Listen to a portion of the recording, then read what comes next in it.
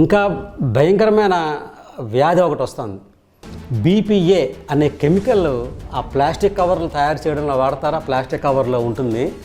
ఆ బీపీఏ అది అనేది టాక్సిక్ అండి, విషతుల్యమైనది. మన ఎంటైర్ బాడీని మొత్తం అన్నిటిని కూడా వీక్ చేసేసే విష పదార్థం అందులో ఉంది.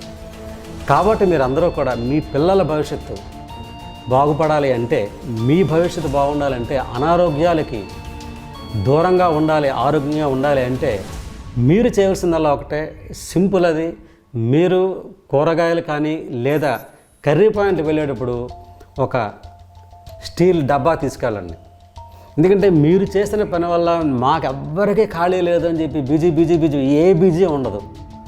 ఒక్క గంట సమయం కేటాయించండి, కాసేపు సమయం కేటాయించండి. ఒక బ్యాగ్లో స్టీల్ డబ్బాలు కానీ గాజు సీసాలు కానీ తీసుకెళ్ళి, గాజు సీసాలు ఏదైనా ఆయిల్స్ తెచ్చుకోండి, స్టీల్ డబ్బాల్లో ఆ వేడివేడిగా ఉండే ఆహార పదార్థాలు తెచ్చుకోండి. మీ ఆరోగ్యాన్ని కాపాడుకోండి, మీ పిల్లల ఆరోగ్యాన్ని కాపాడండి. ఇంకో ముఖ్యమైన విషయం ఏంటంటే, ఈ వ్యర్థ పదార్థాలు, ప్లాస్టిక్ వ్యర్థ పదార్థాలు అన్నీ తీసి రోడ్డు మీద పడేస్తున్నారు.